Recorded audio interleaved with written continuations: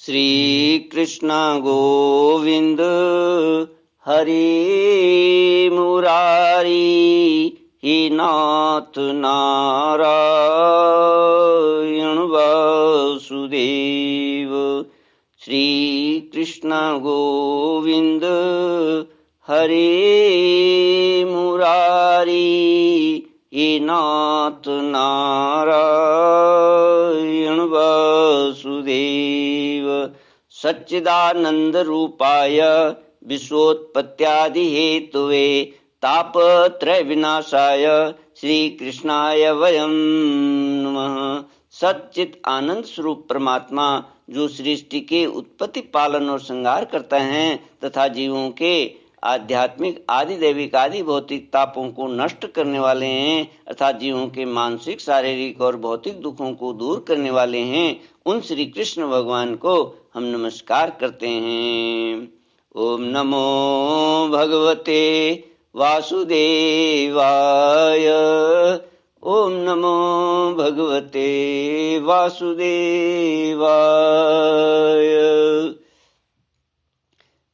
श्रीमद्भागवत चतुर्थ स्कंद अथ सप्तदशोऽध्यायः।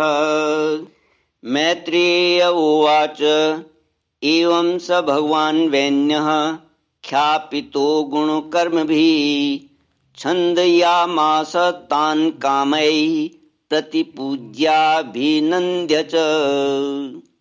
महाराज पृथु का पृथ्वी पर कुपित होना और पृथ्वी के द्वारा उनकी स्तुति करना।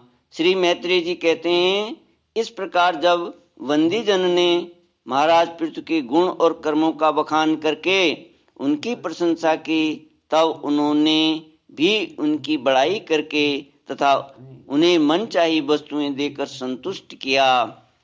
उन्होंने ब्राह्मण आदि चारों वर्णों, सेवकों, मंत्रियों, पुरोहितों, पुरवासियों, देशवासियों, भिन्न भिन्न व्यवसायियों तथा अन्यान्य आज्ञानुवर्तियों का भी सत्कार किया। विदुर जी ने पूछा, ब्रह्मन, पृथ्वी तो अनेक रूप धारण कर सकती है, उसने गौ का रूप ही क्यों धारण किया? और जब महाराज पृथु ने उसे दुहा तब बछड़ा कौन बना और दुहने का पात्र क्या हुआ? पृथ्वी देवी तो पहले स्वभाव से ही ऊंची नीची थी, उसे उन्होंने समतल किस प्रकार किया? और इंद्र उनके यज्ञ संबंधी घोड़ों को क्यों हर ले गए? ब्रह्मज्ञानियों में श्रेष्ठ भगवान सनत कुमार जी ने ज्ञान और विज्ञान प्राप्त करके वे राज ऋषि किस गति को प्राप्त हुए? पृथु रूप से सर्वेश्वर भगवान श्री कृष्ण ने ही अवतार ग्रहण किया था। अतः पुण्य कीर्ति श्री हरि के उस पृथु अवतार से संबंध रखने वाले जो और भी पवित्र चरित्र हों, वे भी आप मुझसे कहिए। मैं आपका और श्री कृष्णचंद्र का बड़ा अनुरक्त भक्त हूँ। सूत उवाच चोदितो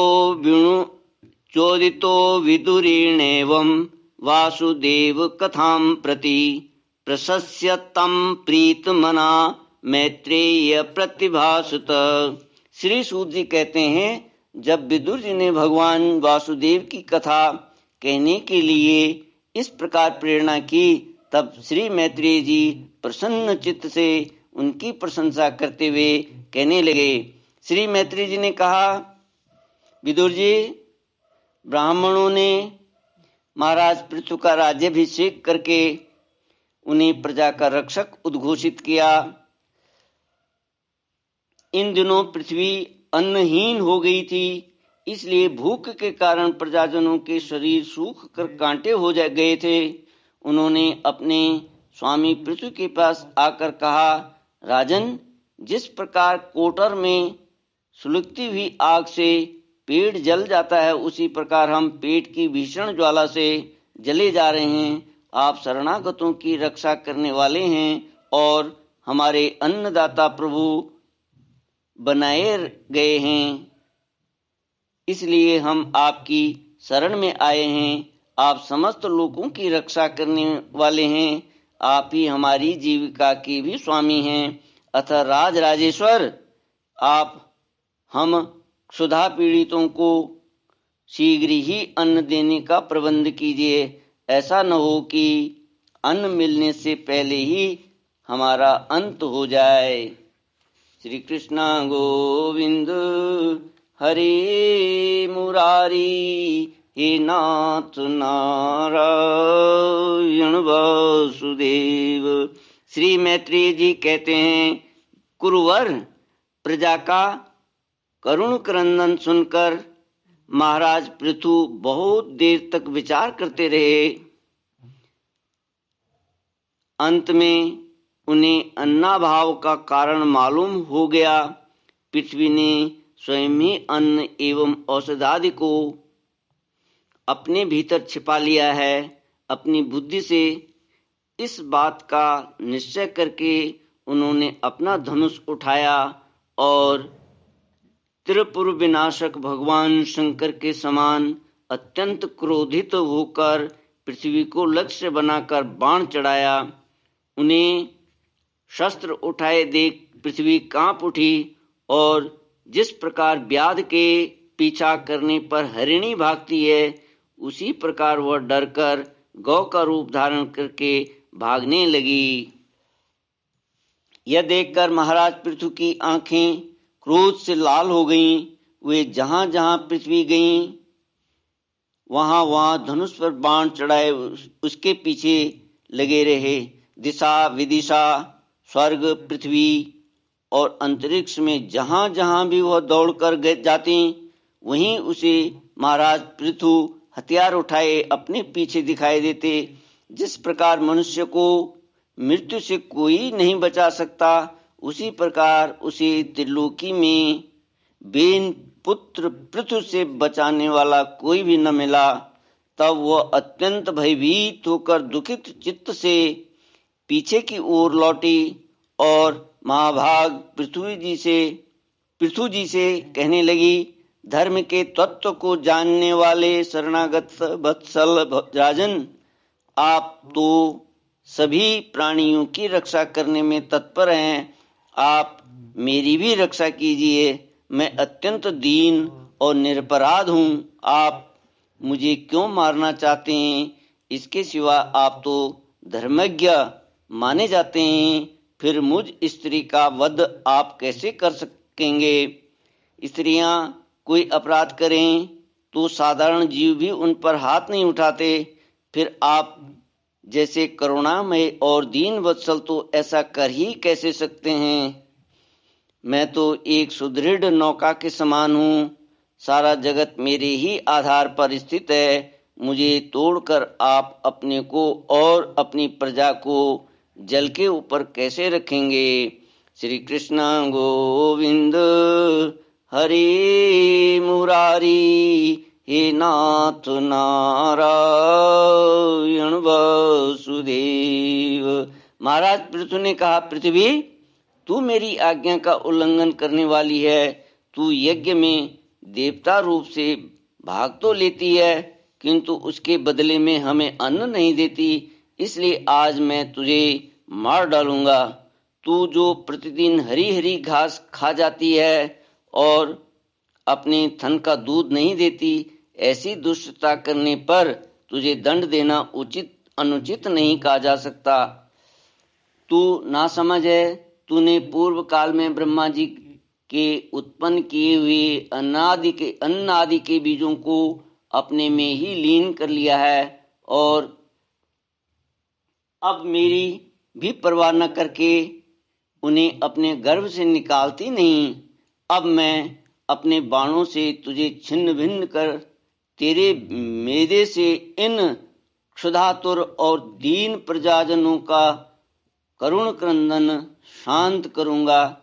जो दुष्ट अपना ही पोषण करने वाला तथा अन्य प्राणियों के प्रति निर्दयी हो, वह पुरुष, स्त्री अथवा नपुंसक कोई भी हो, उसका मारना राजाओं के लिए न मारने के ही समान है। तू बड़ी गर्वीली और मदोन्मत्ता है। इस समय माया से ही यह गौ का रूप बनाए हुए है।